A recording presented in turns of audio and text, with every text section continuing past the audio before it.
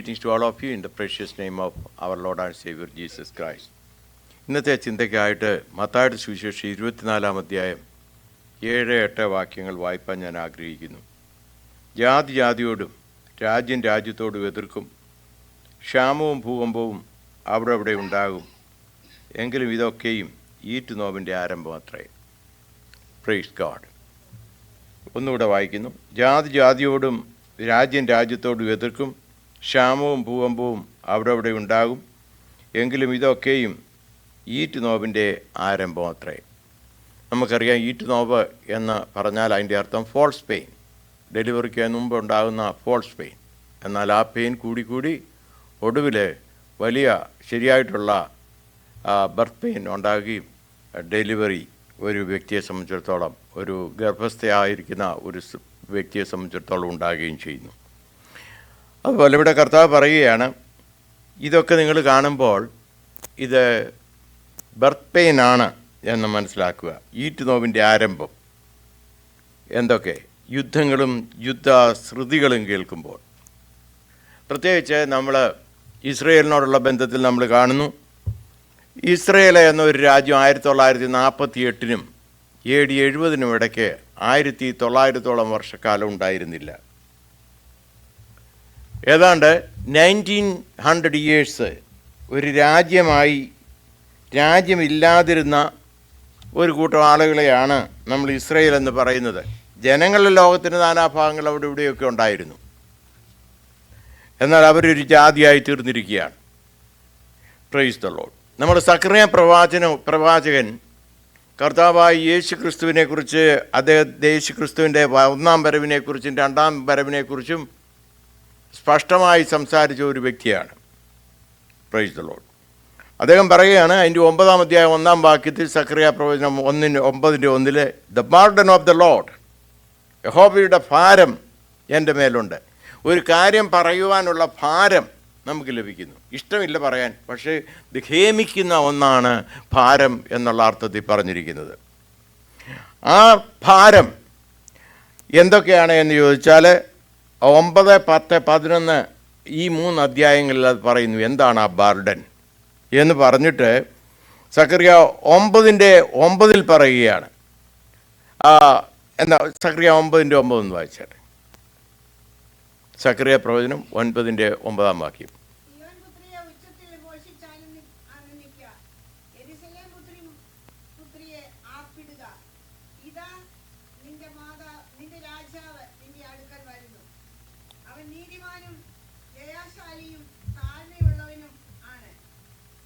അതെ, അപ്പോൾ അവിടെ ഒന്നാമത്തെ ബർഡൻ സക്കറിയ പ്രവചനം 12 നമ്മളത് കാണുന്നു.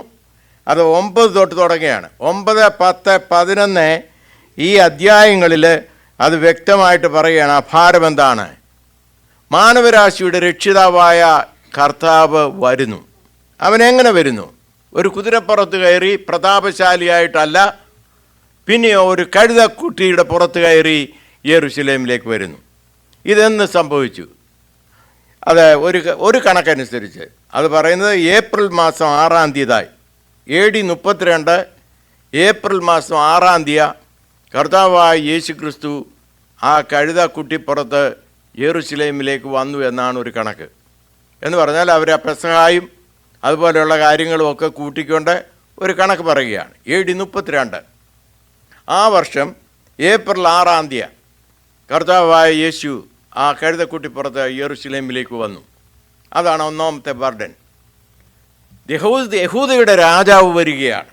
സക്കറിയ പ്രവാചകൻ്റെ ചിന്തയിലും അദ്ദേഹത്തിൻ്റെ മനോമുകുരത്തിലുമൊക്കെ ദൈവം ഇടപെടുന്നത് മശിഹായുടെ ആഗമനമാണ്. ജഡത്തിൽ വന്ന യേശു, ഹല്ലേലൂയ, കഴുതക്കുട്ടിപ്പുറത്ത് യെരുശലേമിലേക്ക് വരികയാണ്. അവർ ചെയ്യേണ്ടതൊക്കെ ഒരു ഭാഗത്ത് ചെയ്തു. ദാവീദിൻ്റെ ഗോത്രത്തിൽ നിന്ന് വരുന്നവന് ഹോശാന എന്നവർ പാടി. കാര്യമൊക്കെ ശരിയാ. ഒരാഴ്ചയ്ക്കുള്ളിൽ കർത്താവായ യേശു ക്രിസ്തുവിനെ അവർ ക്രൂശിൽ കയറ്റി അവനെ ഇല്ലാതാക്കി. അതായിരുന്നു ഒന്നാമത്തെ ബർഡൻ. എന്നാൽ രണ്ടാമത്തെ ബർഡൻ ആരംഭിക്കുന്നത് സക്കറിയ പ്രവചനം 12:1 അത് ഇംഗ്ലീഷിൽ നേരത്തെ നമ്മൾ സങ്കീർത്തനം വായിച്ചപ്പോൾ പറഞ്ഞതുപോലെ അതിൻ്റെ മലയാളം ട്രാൻസ്ലേഷൻ ശരിയല്ല. ഇംഗ്ലീഷ് ട്രാൻസ്ലേഷനിൽ പറഞ്ഞിരിക്കുന്നത് the burden of the Lord, യഹോവയുടെ ഭാരം എന്നുള്ള അർത്ഥത്തിലാണ് അത് പറഞ്ഞിരിക്കുന്നത്. എന്നാൽ മലയാളത്തിൽ നിന്ന് വായിച്ച 12:1.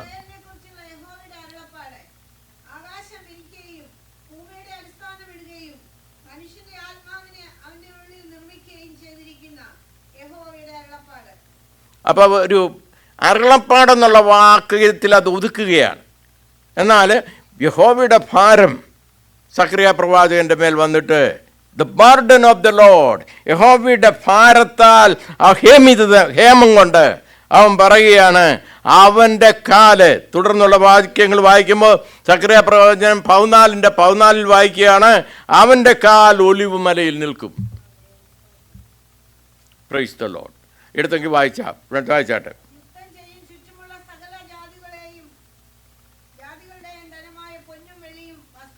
സക്കറിയ 14:4 വായിക്കുന്നത്?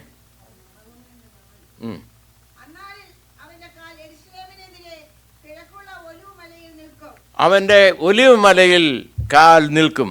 Price the Lord. ഇത് യഹോവയുടെ അരുളപ്പാടാണ്. അന്നാളിൽ എന്നുള്ള പദം അവിടെ ഈ രണ്ട് കാറ്റഗറിയിലും പറയുന്നുണ്ട്. 16 ടൈമിൽ പറയുന്നുണ്ട് യഹോവ അന്നാളിൽ എന്നുള്ള മലയാളം ട്രാൻസ്ലേഷൻ. ഏത് നാളിൽ? അവസാന കാലഘട്ടമാണ്. യേശുവിൻ്റെ കാല് ഒലിവുമലയിൽ നിൽക്കുന്ന അവസ്ഥ. ഞാനിന്ന് ഒന്ന് പറഞ്ഞുകൊള്ളട്ടെ. ഇന്ന് ലോകം മശിഹയെ പ്രതീക്ഷിക്കുന്നുണ്ട്.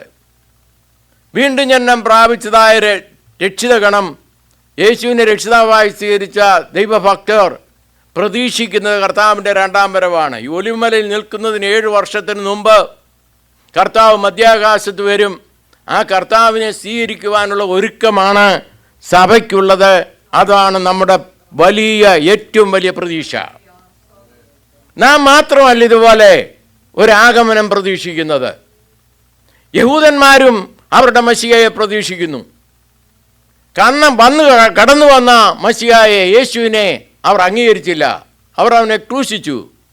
എന്നാൽ അവർക്കൊരു ആലയം പണിയാനുമൊക്കെ ആയിട്ട് ഒരു പ്രവാചകനേക്കാൾ ഉപരിയായി അവരുടെ മശിഹ വരും എന്ന് യഹൂദന്മാർ പ്രതീക്ഷിക്കുന്നു. ആത്മീയമുള്ള യഹൂദന്മാർ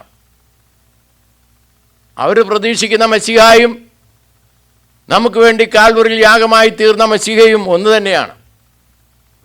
എന്നാൽ അവർ പ്രതീക്ഷിച്ചില്ല ആ കാലത്തൊരു കഴുതക്കുട്ടിപ്പുറത്ത് അവൻ കടന്നു വരുമെന്ന്. Price the Lord. ഹല്ലേലൂയ.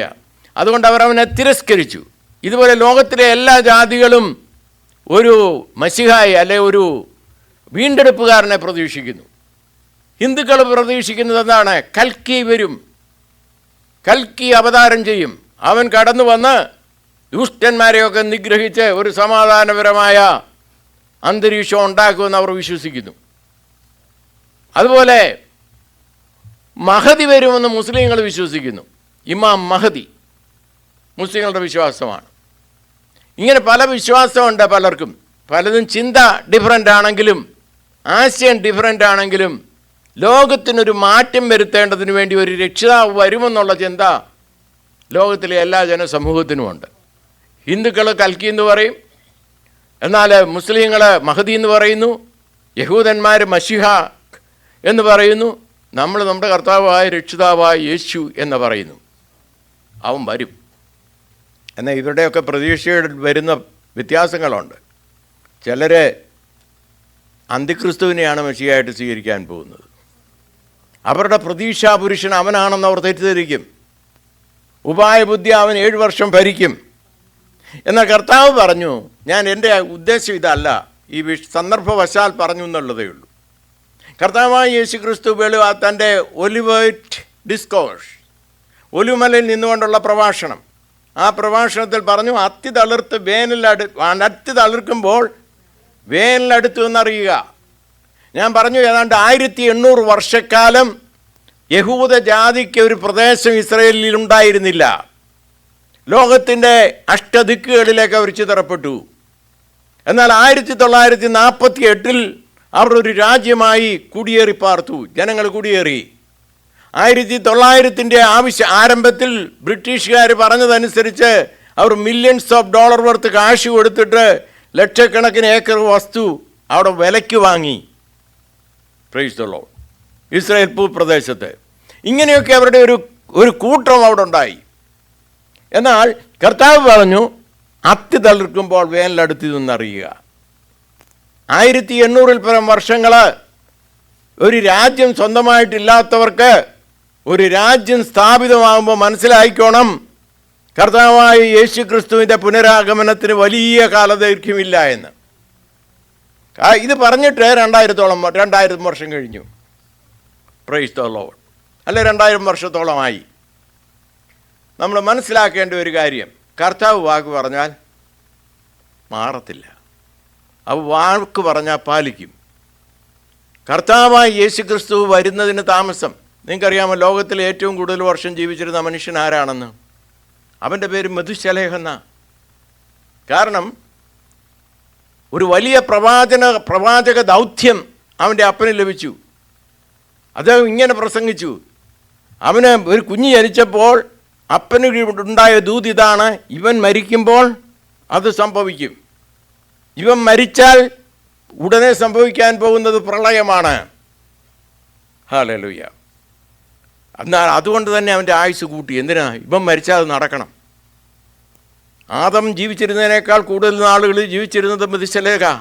എന്താണ്? ഇവൻ മരിച്ചാൽ ജലപ്രളയം ഉണ്ടാകണം, ജനം നശിക്കണം. അപ്പോൾ ദൈവത്തിനൊരു സോഫ്റ്റ് ഹാർട്ടുണ്ട്, ലോങ് സഫറിങ് എന്ന് പറയും, ദീർഘക്ഷമയുണ്ട്.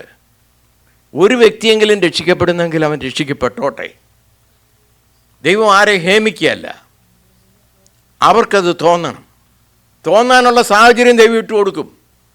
എന്നിട്ടും മാനസാന്തരപ്പെടുന്നില്ലെങ്കിൽ ദൈവം എന്ത് ചെയ്യാൻ സാധിക്കും?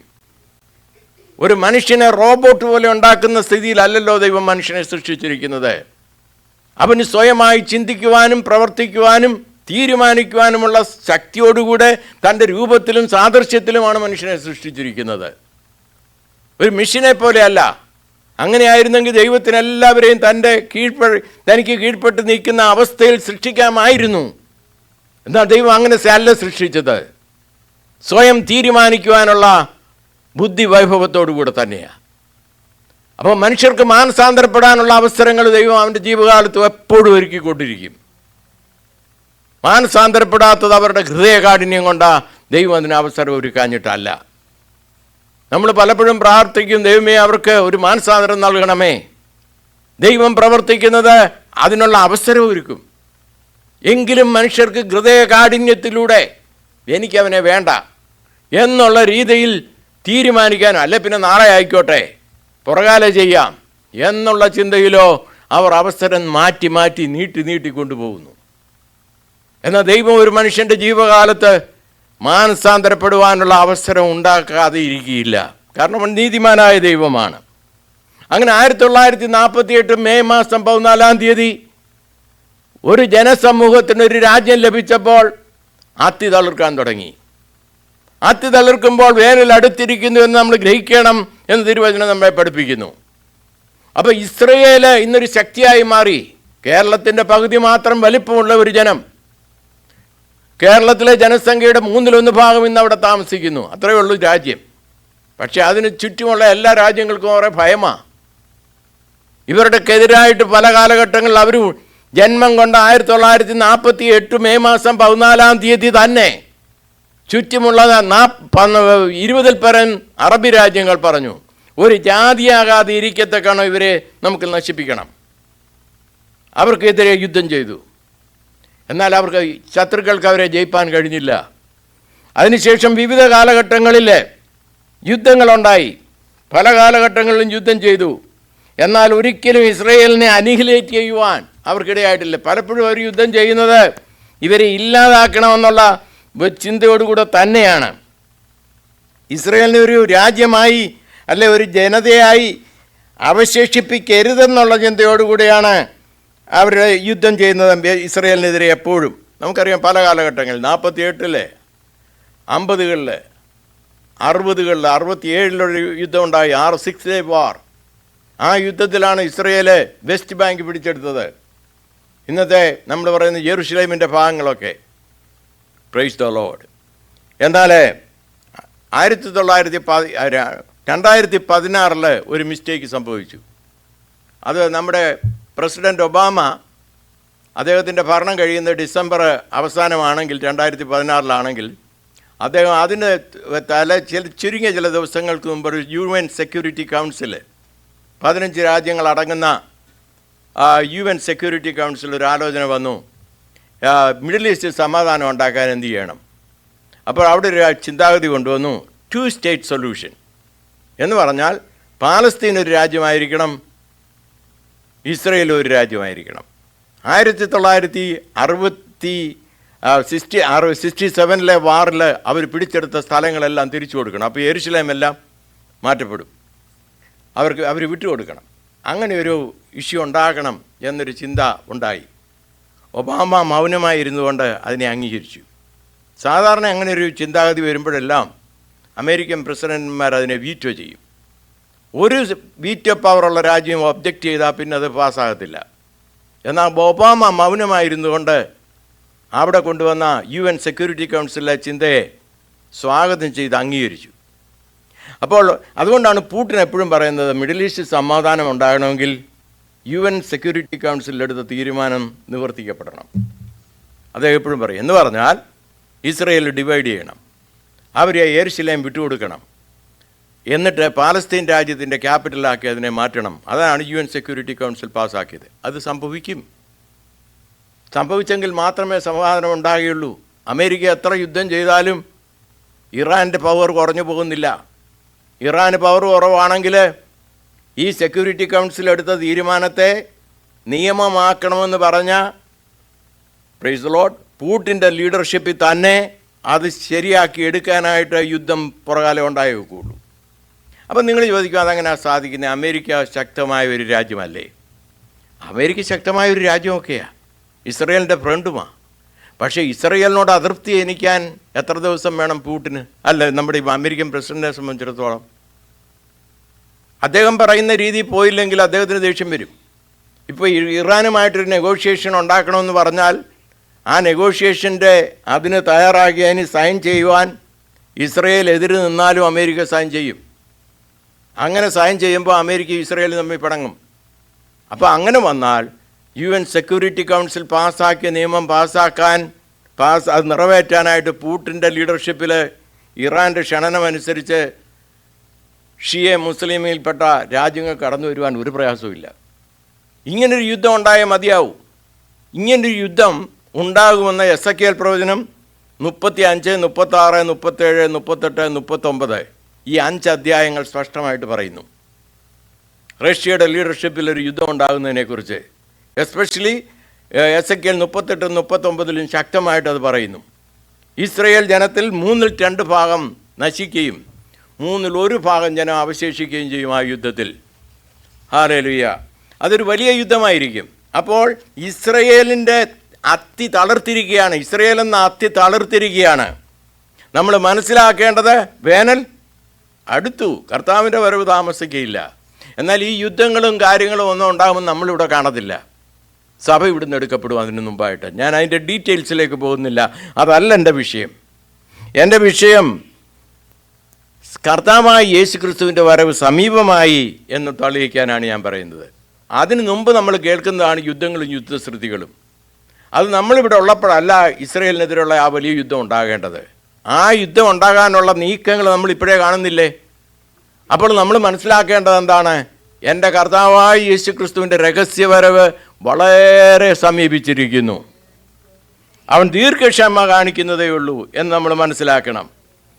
ഇന്നത്തെ യുദ്ധങ്ങൾ, ഭീകരതകൾ നിറഞ്ഞ പ്രവർത്തനങ്ങൾ ലോകവ്യാപകമായി, അക്രമങ്ങളും അനീതികളും കാണുമ്പോഴേ, രാഷ്ട്രീയ അസ്വസ്ഥത ലോകത്തിൻ്റെ എല്ലാ ഭാഗങ്ങളിലും നമ്മൾ ദർശിക്കുമ്പോൾ നമ്മൾ ഗ്രഹിക്കേണ്ട ഒരു കാര്യം എന്താണ്? നമ്മുടെ കർത്താവായ യേശു ക്രിസ്തുവിൻ്റെ വരവ് സമീപമാണ്, വളരെ അടുത്തിരിക്കുന്നതെന്ന് നമ്മൾ മനസ്സിലാക്കണം. അതുപോലെ പ്രകൃതി ദുരിതങ്ങൾ നമ്മൾ കാണാറുണ്ട്. കാലിഫോർണിയയിൽ തീപിടിച്ചു. കഴിഞ്ഞ 12 മാസത്തിനുള്ളിൽ തന്നെ എത്ര പ്രാവശ്യം ഈ പ്രകൃതി ദുരിതം അവിടെ ഉണ്ടായി, തീപിടുത്തം. ക്ഷാമങ്ങൾ പലയിടത്തുമുണ്ട്. എർത്ത്ക്വേക്ക് ഉണ്ടാകുന്നു, വെള്ളപ്പൊക്കം ഉണ്ടാകുന്നു, വെള്ളമില്ലാത്ത ഡ്രൈനസ് ഉണ്ടാകുന്നു, ചുഴലിക്കാറ്റുകൾ ഉണ്ടാകുന്നു. ഇതൊക്കെ നമ്മൾ കാണുമ്പോൾ നമ്മൾ ഗ്രഹിക്കേണ്ടത് ഒന്നാണ്. ഇതൊക്കെ നേരത്തെ ഉണ്ടായിട്ടുണ്ടെങ്കിലും ഇന്ന് അത് അധികമായി കാണുമ്പോൾ നാം ഗ്രഹിക്കേണ്ടത് നമ്മുടെ കർത്താവായ ക്രിസ്തുയേശുവിൻ്റെ മടങ്ങിവരവ് സമീപമാകുന്നു. വേറൊന്ന് പറയുന്നത് 24-12 വാക്യത്തിൽ ഇങ്ങനെ വായിക്കുന്നു, അധർമ്മം പെരുകുന്നത് കൊണ്ട് അനേകരുടെ സ്നേഹം തണുത്തു പോകും. വിശ്വാസികളുടെ ഇടയിൽ സ്നേഹം തണുത്തു പോകുന്ന ഒരു അനുഭവം ഉണ്ടാകും എന്ന് തിരുവചനം പറയുന്നു. സ്നേഹം തണുത്തു പോകും. ഹല്ലേലൂയ.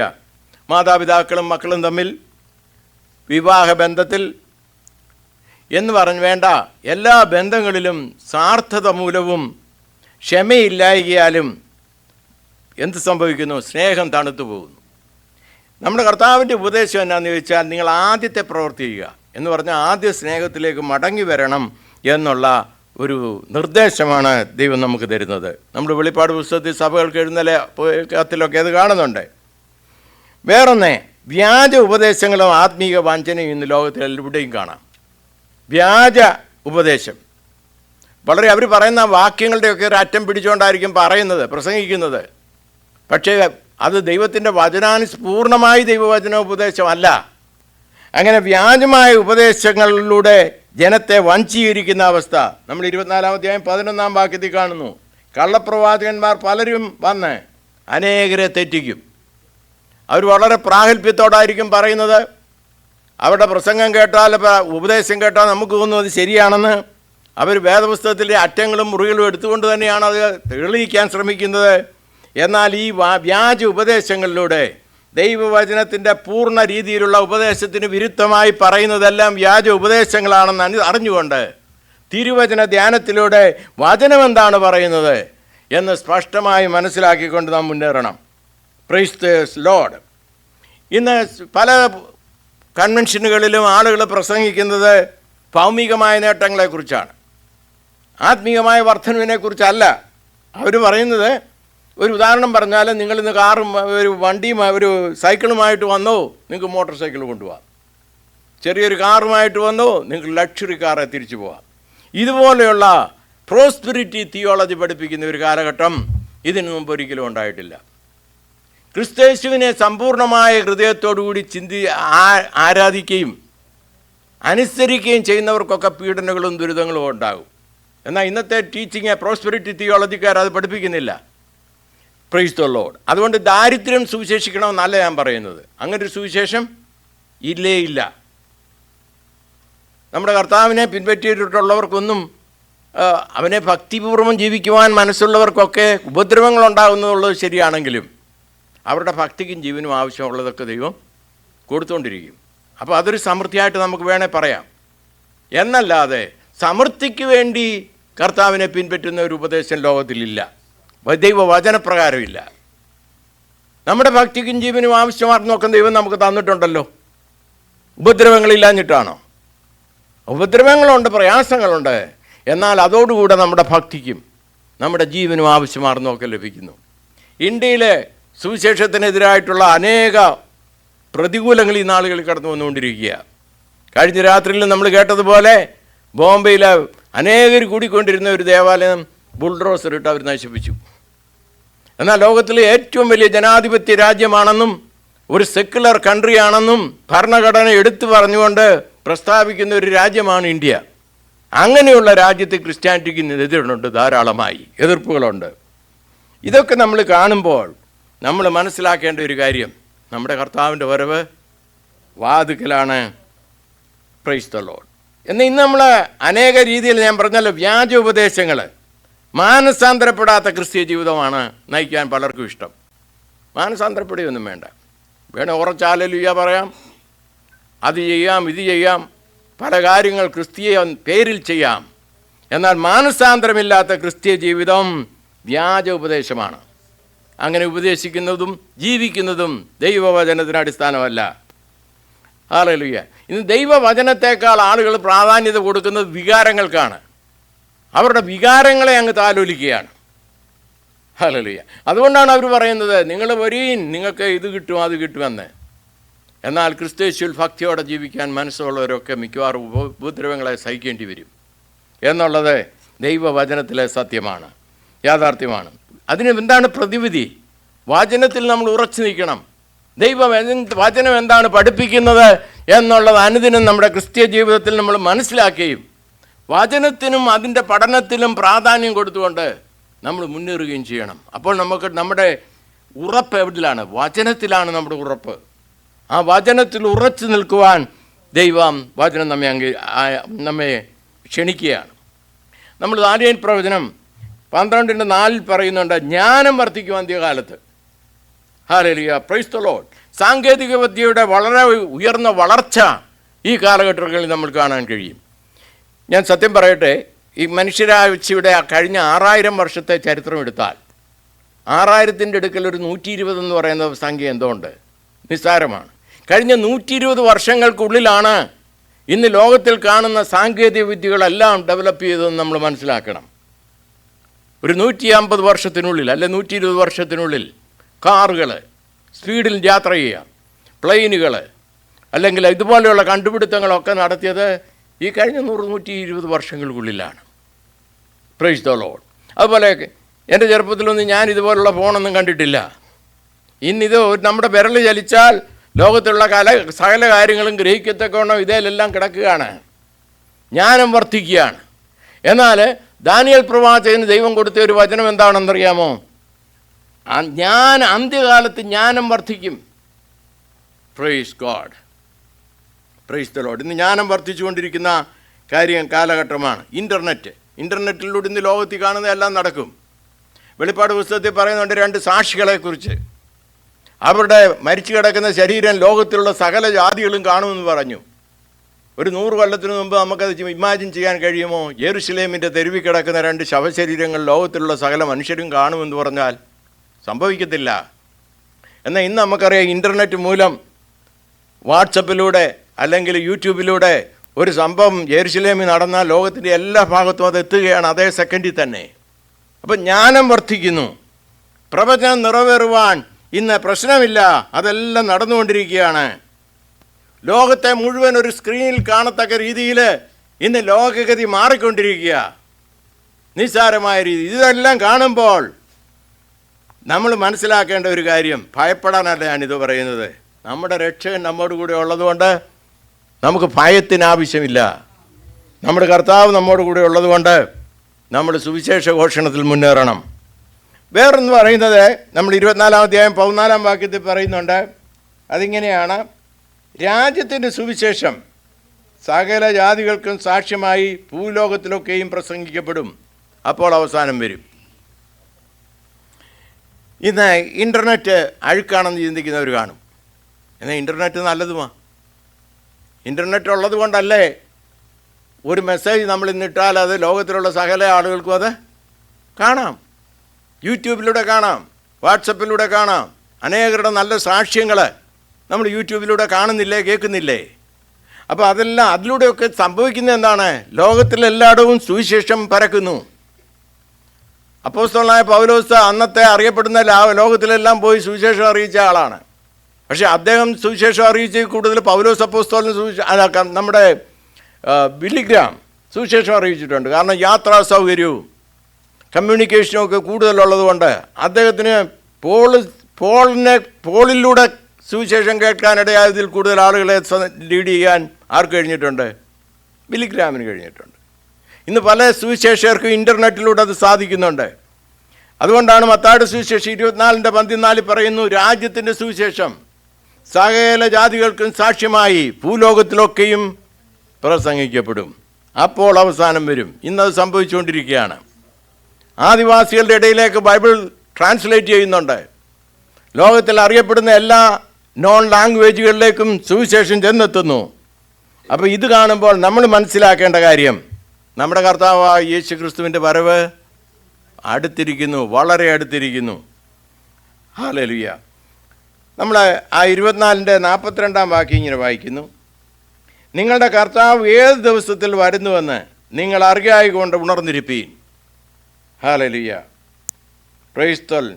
കള്ളൻ വരുന്ന യാമം ഇന്നതെന്ന് വീട്ടുടയൻ അറിഞ്ഞുവെങ്കിൽ അവൻ ഉണർന്നിരിക്കുകയും തൻ്റെ വീട് തുറക്കുവാൻ സമ്മതിക്കാതെ ഇരിക്കുകയും ചെയ്യുമെന്നറിയുന്നുവല്ലോ. അങ്ങനെ നിങ്ങൾ നനയ്ക്കാത്ത നാഴികയിൽ മനുഷ്യപുത്രൻ വരുന്നതുകൊണ്ട് നിങ്ങളും ഒരുങ്ങിയിരിപ്പീൻ. നമ്മുടെ കർത്താവിൻ്റെ വരവ് സമീപമാണെന്ന് നമ്മൾ പല വാക്യങ്ങളോടുള്ള ബന്ധത്തിൽ മനസ്സിലാക്കി. എന്നാൽ കൃത്യമായിട്ടൊരു ടൈം കർത്താവ് പറഞ്ഞിട്ടില്ല. ഒരു ഡേറ്റോ സമയമോ പറഞ്ഞിട്ടില്ല. അതുകൊണ്ട് ഇവിടെ പറഞ്ഞിരിക്കുന്നത് എന്താണ്? ഏത് നിമിഷത്തിലാണ് കർത്താവ് വരുന്നതെന്ന് പ്രെഡിക്റ്റ് ചെയ്യാത്തത് കൊണ്ട് നിങ്ങളെ ഒരുങ്ങിയിരിക്കണം. അവൻ ഏത് സമയത്തും വരുന്നു. ഹല്ലേലൂയ. ഉണർന്നിരിക്കുവാൻ കർത്താവ് നമ്മയോട് കൽപ്പിക്കുകയാണ് വചനത്തിലൂടെ. ഹല്ലേലൂയ. എങ്ങനെ നമുക്ക് ദൈവസന്നിധിയിൽ ഉണർന്നിരിപ്പാൻ കഴിയും? പ്രാർത്ഥനയുടെ ദൈവസന്നിധിയിൽ നമുക്ക് ജാഗരൂപരായിരിക്കാൻ സാധിക്കും. ഹല്ലേലൂയ. വിശുദ്ധിയിൽ ജീവിക്കുന്നതിലൂടെ നമുക്ക് കർത്താവുമായിട്ടുള്ള കണക്ഷൻ നിലനിർത്തിക്കൊണ്ട് ജീവിക്കാൻ സാധിക്കും. ഞാൻ നേരത്തെ പ്രസ്താവിച്ചതുപോലെ ഈ വചനത്തിൽ ഉറച്ച് വിശ്വസിക്കുകയും നിലനിൽക്കുകയും ചെയ്യുന്നതിലൂടെ കർത്താവിന് വേണ്ടി വരവിന് വേണ്ടി നമുക്ക് ഒരുങ്ങിയിരിക്കാൻ സാധിക്കും. ഹല്ലേലൂയ. നമ്മുടെ പ്രത്യാശ നഷ്ടപ്പെടുവാൻ ഒരു കാരണവശാലും ഇവിടെയാകരുത്. ഇന്ന് കാണുന്ന സംഭവങ്ങളൊക്കെ നമ്മൾ കാണുമ്പോൾ നമ്മുടെ പ്രത്യാശ വർദ്ധിക്കണം. നമ്മുടെ കർത്താവിൻ്റെ വരവ് സമീപമാണെന്നുള്ള യാഥാർത്ഥ്യം നമ്മൾ മനസ്സിലാക്കണം. കാരണം എന്താണ്? ലോകം ഇരുട്ടിലാണ് പോകുന്നത്. അന്ധകാരമായ പൂരിതമായ ഒരു അന്തരീക്ഷം വ്യാപകമായി നമുക്ക് ദർശിക്കാൻ സാധിക്കും. എന്നാൽ നമ്മൾ ഗ്രഹിക്കേണ്ട ഒരു കാര്യം, നമ്മുടെ കർത്താവായ യേശു ക്രിസ്തു ലോകത്തിൻ്റെ വെളിച്ചമാണ്. അവൻ പ്രകാശപൂരിതനാണ്. അവനെ ലക്ഷ്യം വെച്ച് മുന്നേറുമ്പോൾ നമുക്ക് അന്ധകാരം കാണാൻ സാധിക്കത്തില്ല. ആ പ്രകാശത്തിലൂടെ യാത്ര ചെയ്യാൻ സാധിക്കും. അതുകൊണ്ട് അന്ധകാരമായിരിക്കരുത് നമ്മുടെ ഫോക്കൽ പോയിൻ്റ്. പ്രകാശവാനായ ക്രിസ്തേശു തന്നെ ആയിരിക്കണം. നമ്മുടെ ഉള്ളിൽ തീ കത്തിക്കൊണ്ടിരിക്കണം. ഹല്ലേലൂയ. നമ്മൾ മനസ്സിലാക്കേണ്ട ഒരു കാര്യം, പ്രതികൂലങ്ങൾ എന്തൊക്കെ ഈ ലോകം കടന്നു പോയാലും അവർ God is on the throne. വെളിപ്പാട് പുസ്തകത്തിലെ മഹോദ്രവങ്ങളെക്കുറിച്ചൊക്കെ കാണിക്കുമ്പോൾ അതിന് മുമ്പായിട്ട് ദൈവം കാണിക്കുന്ന ഒരു കാര്യമുണ്ട്. വെളിപ്പാട് പുസ്തകം 4-5 വാക്യങ്ങളിൽ മഹോദ്രവം തുടങ്ങിയിട്ടില്ല, അതിന് മുമ്പുള്ള സംഭവമാണ്. നമ്മുടെ കർത്താവായ യേശു ക്രിസ്തുവിനെ തേജോരൂപിയായി സിംഹാസനസ്ഥനായി ഇരിക്കുന്നതാണ് ആര് കാണുന്നത്? വെളിപ്പാട് പുസ്തകത്തിൽ യോഹന്നാൻ കാണുന്നത്. പ്രശ്ന മുകുരമായ അന്തരീക്ഷം ഉണ്ടാകുമ്പോഴും നാം ഗ്രഹിക്കേണ്ട ഒരു കാര്യം, നമ്മുടെ കർത്താവ് സിംഹാസനത്തിലിരിക്കുന്നു. അവന് സകലത്തിൻ്റെ മേലും കൺട്രോളുണ്ട്. കർത്താവിന് എൻ്റെ മേൽ, നിങ്ങളുടെ മേലെ അധികാരമുണ്ട്. അവൻ സിംഹാസനസ്ഥനാണ്. ആ ചക്രവർത്തിക്ക് നമ്മുടെ ജീവിതത്തെ നിയന്ത്രിപ്പാൻ സാധിക്കും. വേറൊന്ന് നമ്മൾ ഗ്രഹിക്കേണ്ടത്, അവൻ്റെ വാക്തത്വങ്ങൾ സത്യമാണ്.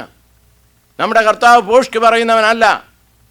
കർത്താവ് പറഞ്ഞു, എൻ്റെ പിതാവിൻ്റെ ഭവനത്തിൽ അനേക വാസസ്ഥലങ്ങളുണ്ട്, ഇല്ലെങ്കിൽ ഞാൻ നിങ്ങളോട് പറയുമായിരുന്നു.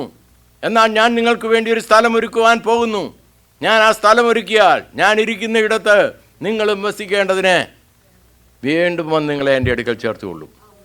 നമ്മുടെ കർത്താവ് മടങ്ങി വരുമെന്നുള്ളത് യേശു ക്രിസ്തുവിൻ്റെ മാറ്റമില്ലാത്ത ഉറപ്പായ വാക്തത്വമാണ്. അതുകൊണ്ട് നാം എന്ത് ചെയ്യണം? വിശുദ്ധിയിൽ ജീവിപ്പാൻ നമുക്കിടയാകണം. ജീവിത വിശുദ്ധിക്കാക്കണം. ഉപദേശ വിശുദ്ധിയിൽ നാം നിലനിൽക്കണം. അത് രണ്ടും ഒരു കോയിൻ്റെ 2 സൈഡ് പോലെ. ഉപദേശ വിശുദ്ധിയും ജീവിത വിശുദ്ധിയും ക്രിസ്തീയ ജീവിതത്തിൻ്റെ 2 സൈഡാണ്.